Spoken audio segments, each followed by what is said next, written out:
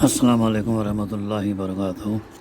اعوذ باللہ من الشیطان الرجیم، بسم اللہ الرحمن الرحیم۔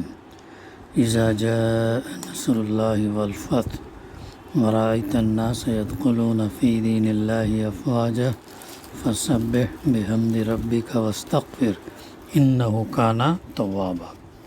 صدق اللہ العلی العظیم۔ رب اشرح لی صدری ویسر لی امری واحلل عقدۃ من لسانی یفقہوا قولی رب زدنی علما۔ جب اللہ کی مدد آ جائے اور فتح نصیب ہو جائے اور یعنی اے نبی صلی اللہ علیہ وسلم تم دیکھ لو کہ لوگ فوج در فوج اللہ کے دین میں داخل ہو رہے ہیں، تو اپنے رب کی حمد کے ساتھ اس کی تسبیح کرو اور اس سے مغفرت کی دعا مانگو، بے شک وہ بڑا توبہ قبول کرنے والا ہے۔ سورہ النصر، اس سورت کی تفسیر میں جانے سے پہلے ہم انشاءاللہ اس سورت کا زمان نزول اور اس کا جو موضوع مضمون ہے اس کا مطالعہ کریں گے۔ پہلی آیت اذا جاء نصر اللہ کے لفظ سے نصر کو اس سورہ کا نام قرار دیا گیا۔ نصر کے معنی ہوتے مدد طلب کرنے کے۔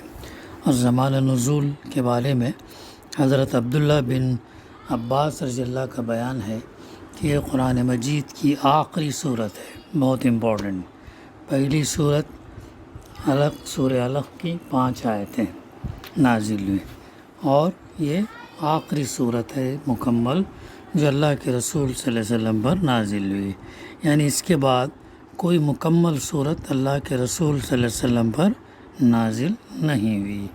مختلف روایات سے معلوم ہوتا کہ اس کے بعد بعض آیات نازل ہوئی ہیں، لیکن اس امر میں اختلاف ہے کہ قرآن کی وہ آیت کون سی ہے جو حضور صلی اللہ علیہ وسلم پر سب سے آخر میں نازل ہوئی۔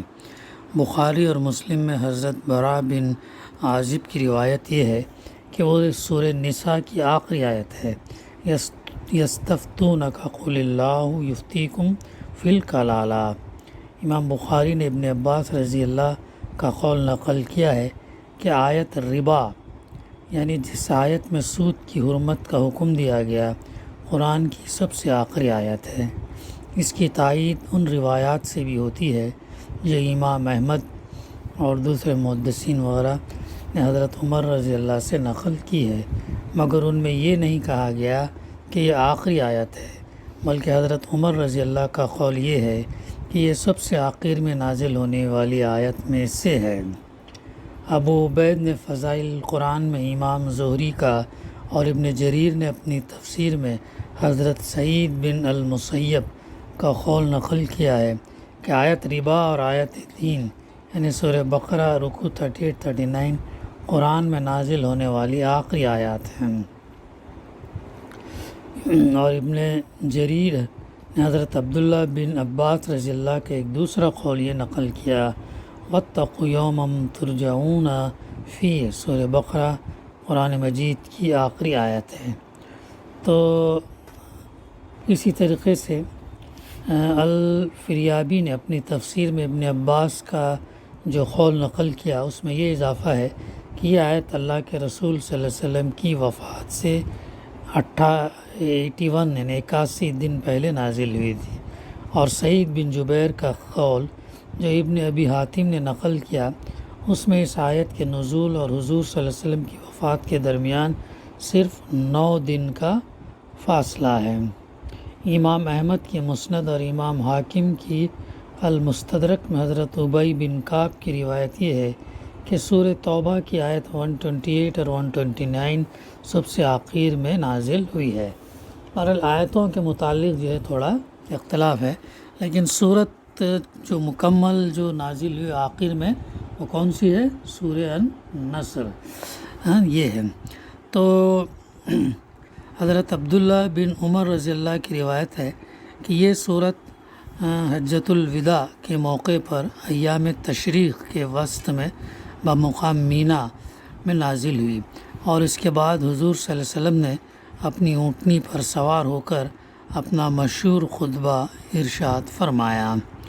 بہقی نے کتاب الحج میں حضرت سرہ بنت نبہان کی روایت سے اللہ کے رسول صلی اللہ علیہ وسلم کا وہ خطبہ نقل کیا ہے جو آپ نے اس موقع پر ارشاد فرمایا تھا۔ وہ کہتی ہیں کہ میں نے حجۃ الوداع میں حضور صلی اللہ علیہ وسلم کو یہ فرماتے سنا کہ لوگوں جانتے ہو یہ کون سا دن ہے؟ لوگوں نے عرض کیا اللہ اور اس کے رسول صلی اللہ علیہ وسلم کو زیادہ علم ہے۔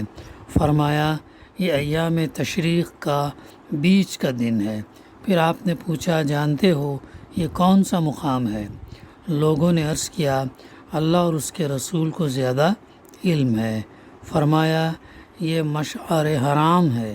پھر حضور صلی اللہ علیہ وسلم نے فرمایا کہ میں نہیں جانتا، شاید اس کے بعد میں تم سے نہ مل سکوں۔ یہاں پر اللہ کے رسول صلی اللہ علیہ وسلم نے اشارہ دیا۔ اس میں ابوبکر صدیق رضی اللہ جو ہے سمجھ گئے، بات کو سمجھ گئے۔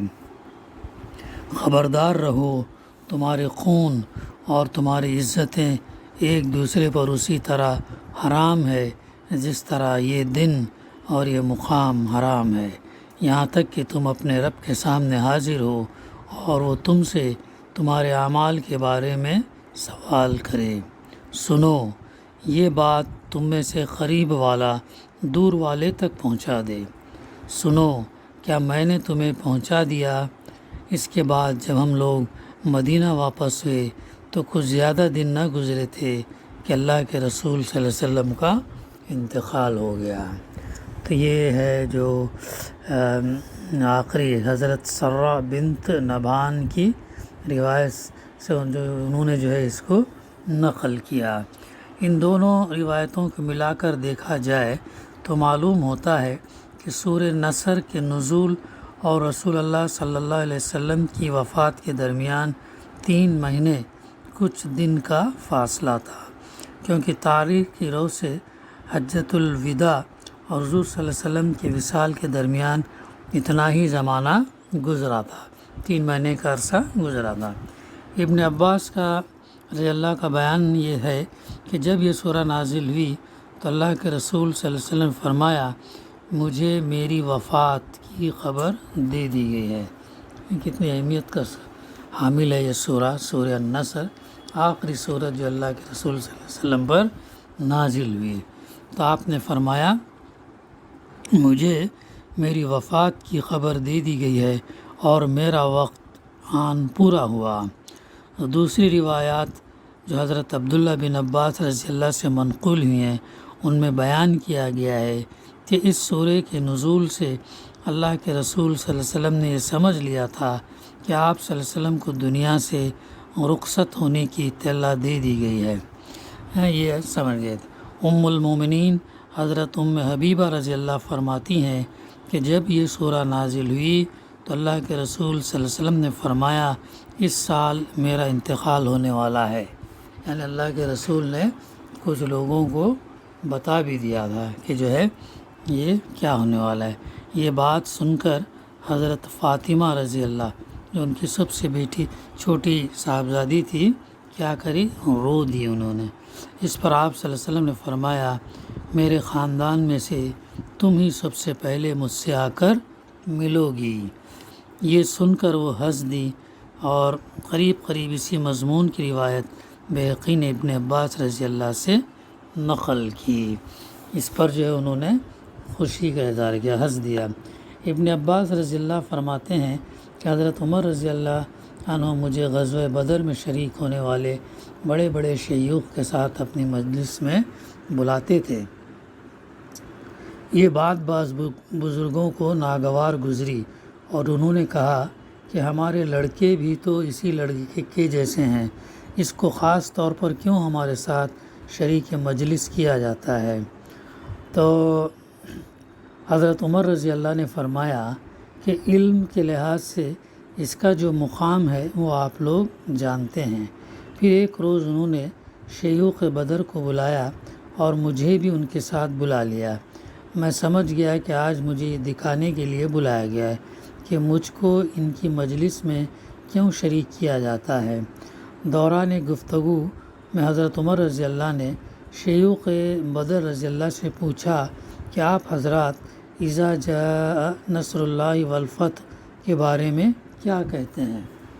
دیکھو کیسا سوال حضرت عمر فاروق رضی اللہ نے کیا، حالانکہ کون تھے؟ شیوخ، یہ وہ صحابہ تھے جو جنگ بدر میں شریک تھے اور لڑے تھے، اس کے بارے میں اب ان سے پوچھا کہ اب اس کے بارے میں تمہاری کیا رائے ہے، تم کیا کہتے ہو؟ تو بعض شیوخ بدر رضی اللہ نے کہا کہ اس میں ہمیں حکم دیا گیا ہے کہ جب اللہ کی نصرت آئے اور ہم کو فتح نصیب ہو تو ہم اللہ کی حمد اور اس سے استغفار کریں، یہ جو ہے دیا گیا۔ بعض نے کہا اس سے مراد شہروں اور قلعوں کی فتح ہے، بعض خاموش رہے۔ اس کے بعد ابھی تین ٹائپ کے جواب ہے، تین ٹائپ کے جواب ہے ان شیوخ بدر میں سے۔ اس کے بعد جو ہے حضرت عمر رضی اللہ نے کہا ابن عباس رضی اللہ کیا تم بھی یہی کہتے ہو؟ کیا تمہارا بھی یہی خیال ہے؟ دیکھو کتنا قرآن کا فہم تھا حضرت عبداللہ بن عباس کو جو ہے، تو ان سے جب سوال کیا گیا ابن عباس سے تم بھی یہی کہتے ہو؟ میں نے کہا نہیں۔ انہوں نے پوچھا پھر تم کیا کہتے ہو؟ میں نے عرض کیا اس سے مراد رسول اللہ صلی اللہ علیہ وسلم کی اجل ہے۔ اس موضوع صلی اللہ علیہ وسلم کو خبر دی گئی ہے کہ جب اللہ کی نصرت مدد آ جائے اور فتح نصیب ہو جائے تو یہ اس بات کی علامت ہے کہ آپ صلی اللہ علیہ وسلم کا وقت جو ہے پورا ہوا۔ تو یہ چیز انہوں نے پکڑی، یہ چیز انہوں نے سمجھے، ہاں دوسرے جو ہے صحابہ نہیں سمجھ سکے۔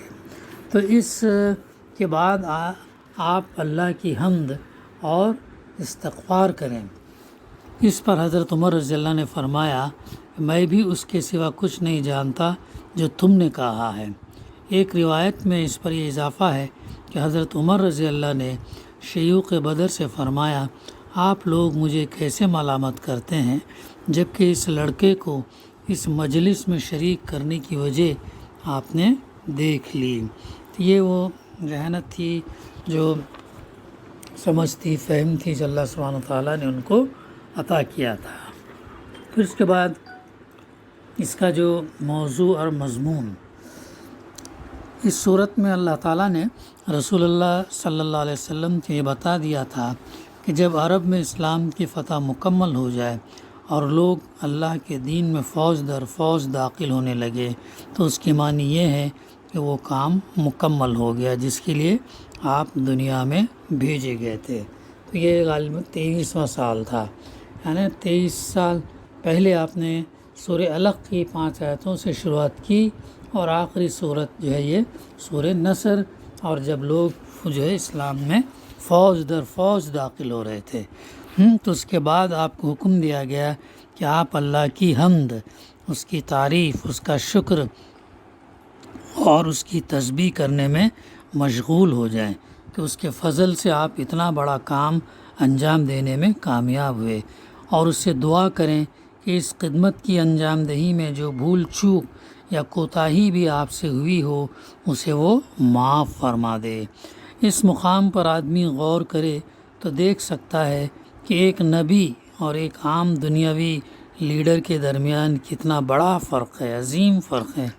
کسی دنیاوی رہنما کو اگر اپنی زندگی ہی میں وہ انقلاب عظیم برپا کرنے میں کامیابی نصیب ہو جائے جس کے لیے وہ کام کرنے اٹھا ہو تو اس کے لیے یہ جشن منانے اور اپنی قیادت پر، لیڈرشپ پر فخر کرنے کا موقع ہوتا ہے۔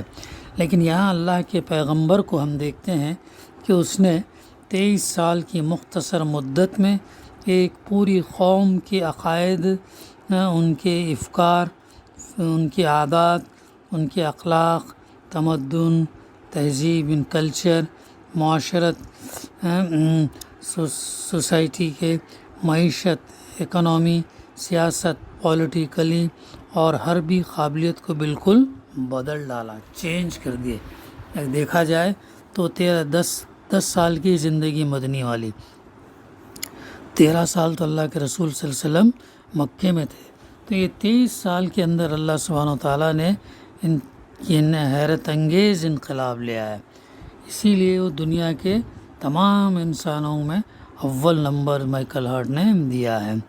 تو آپ جو ہے لوگوں کے دلوں کو تبدیل کرتے تھے، زور زبردستی جبر تلوار سے نہیں، بلکہ ان کے دلوں کو اپنے اخلاق سے، اپنی دعوت سے، اپنے کردار سے، معاملات سے بالکل جو ہے انہیں تربیت، تعلیم، حکمت یہ سب سے جو ہے انہیں چینج کیا اللہ کے رسول صلی اللہ علیہ وسلم نے۔